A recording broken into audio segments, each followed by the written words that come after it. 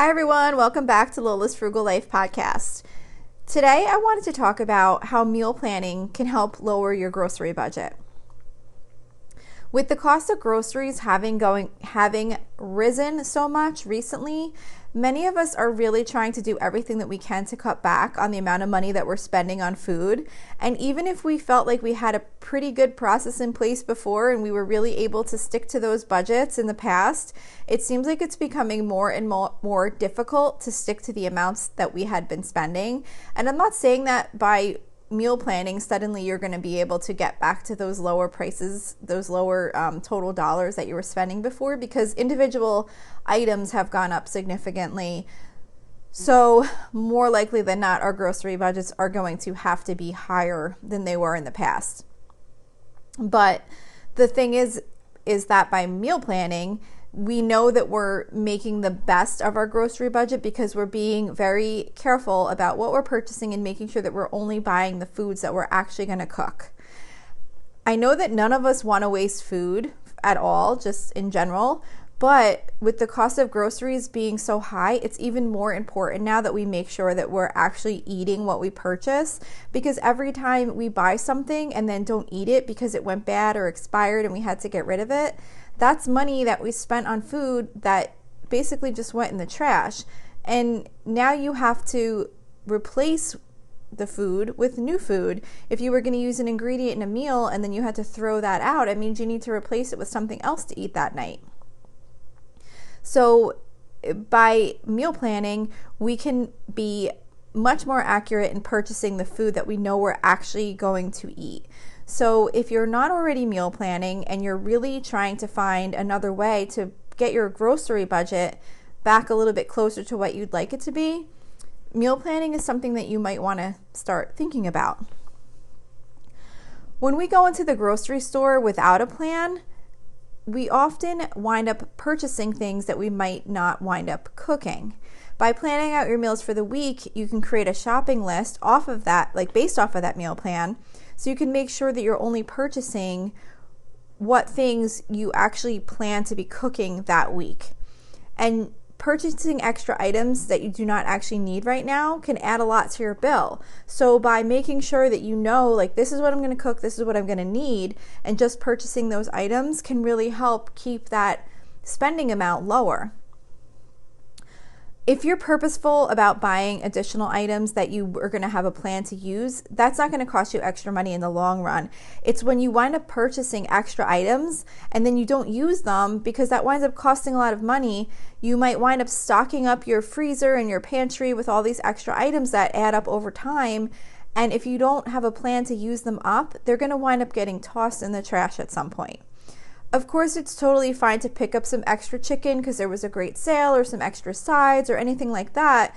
I'm not saying that we only have to go shop and buy specifically only what we need for the upcoming week. It's just that we want to be intentional with the purchases that we are making so that we can make sure we have a plan to use them. So say for example, if you see that chicken is on sale this week in a big family pack and okay, well that will make 4 meals for us or whatever, however many meals it'll make. Well, you don't want to buy that chicken and leave it in the freezer and then the next time 3 weeks later when you have chicken on your meal plan, you go and buy chicken again and forget that you had that food in the freezer. You want to make sure that you say, okay, I bought this much chicken, I split it up, I'm putting it in the freezer. I have enough chicken for four separate meals. So plan when you're going to make those meals. Maybe once a week you're going to make chicken, and then you'll know that for the next 4 weeks you don't need to buy chicken because you already purchased that amount. So it's really just kind of about being intentional about when you're going to use the food that you purchase and not just kind of putting it away for a future time, because that's when you can wind up letting things sit and forgetting about them. So the other thing too you want to think about, which can help in not purchasing food that's not going to get used, is planning your meals around your life schedule. you want to be realistic about what foods you can actually cook on certain nights. For example, if you buy ingredients to make meals that take an hour to prepare, but you only have 20 minutes to put a meal together, that's not going to work. You're not going to be able to make those meals. Those nights are going to come. You're going to realize there's no way you have time to make those meals. You already bought the food, but you're not going to have time to prepare it. So now you're either going to order out or cook a frozen pizza or whatever it is you wind up needing to do to eat that night. So when you're creating your meal plan, you want to look at your schedule and figure out what you can realistically cook on the various nights of the week. Like, how much time do you actually have? If you have something going on in the evening that's going to take up a lot of your time, make sure that you plan a quick meal for that night. Or if you know that maybe you're going to be going out to dinner or ordering in food to celebrate a family birthday or whatever the case might be, you don't want to purchase food to cook for that night because you're not going to be cooking that night. So you really want to kind of be able to look at your schedule for the upcoming week and make a decision about the meals that you're going to make, how many nights you do actually need to cook, and also what foods you can realistically have time to prepare on those nights. Like, one thing that I have made mistakes on in the past sometimes was not thinking about marinating time, or I'm trying to think what else, like simmering time, things like that. Like, sometimes in my mind a meal will be quick, but then I'll be like, oh my gosh, I forgot that this had to simmer for an hour, and now it's going to be like 8 o'clock at night before I can even get that simmering completed. So like, even though I might have time for the actual like prepping part of the meal, you really have to take a look at all the steps of the meal and make sure that you're planning for a meal that you can realistically make from start to finish for that evening that you're planning for. And then another thing with meal planning to make sure you're saving money on groceries is to always make sure you use your fresh ingredients first. So like I said, we want to waste as little food as possible when we're meal planning. And along with that, it's really important to make sure we plan when our fresh ingredients are going to be used. So what I mean by that is like lettuce, tomatoes, green beans, asparagus, whatever vegetables you're purchasing, or even fruits that you're purchasing that are going to not expire, but you know what I mean, like go bad in a pretty short period of time. You want to make sure that you use those up early, like pretty much as close to when you go food shopping as you can, so that you're using them up before they go bad. So you always want to plan to make your recipes or meals that include fresh ingredients like that earlier in the week after you go food shopping, and then things that include like frozen vegetables or canned ingredients or things like that, you want to plan to make later in the week, because that way you make sure that you use up those fresh ingredients before enough time passes that they could start to go bad. And you want to make sure too, if you end up skipping a meal that was going to use up fresh ingredients, to make sure to rearrange your meal plan so that you still wind up using them. So say for example, if you were going to make a salad on Monday and things went crazy, you got home really late, you ordered in pizza, and then you didn't make that dinner that you were going to make that night. So then Tuesday night comes, and maybe Tuesday you planned on making, frozen vegetables and some other meal. You might want to say, okay, well, let's make this salad instead, and we'll save the frozen vegetables for another meal, because you don't want to forget the fact that you were going to make a salad yesterday.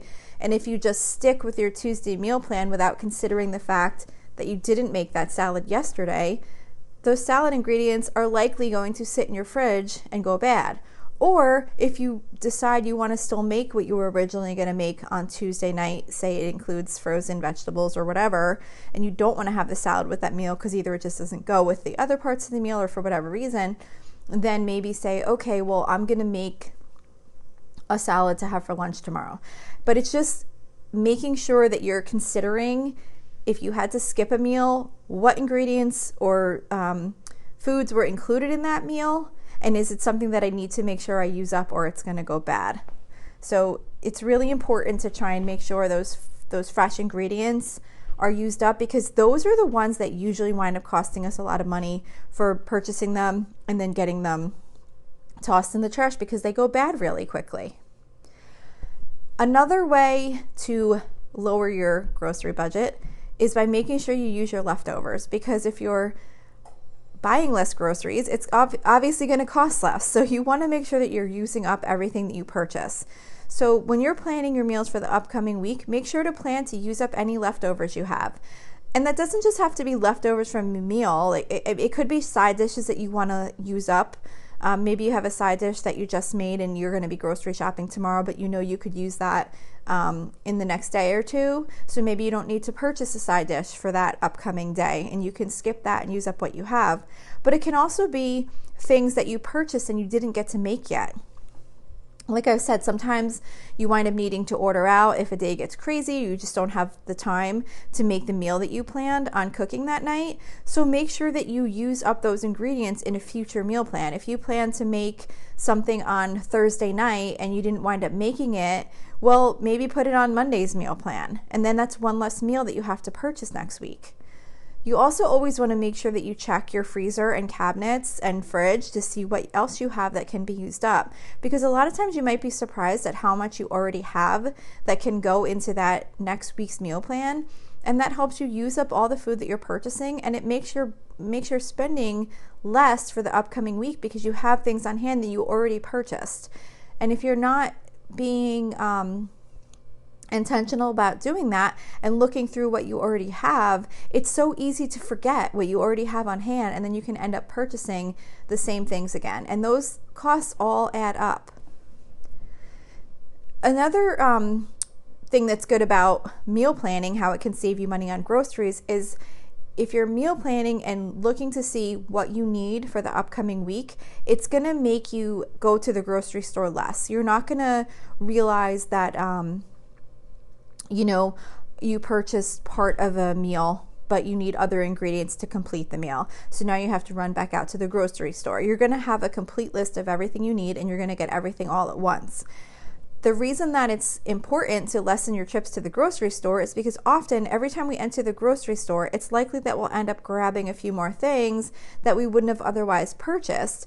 And those impulse purchases sometimes, again, might wind up not even getting used. Say if you see like some type of side dish, I don't know, like a rice-a-roni type thing or something is like on sale, and you grab 3 of them and then they sit in your cabinet for the next 4 months because you really didn't need them and you didn't have a plan for them.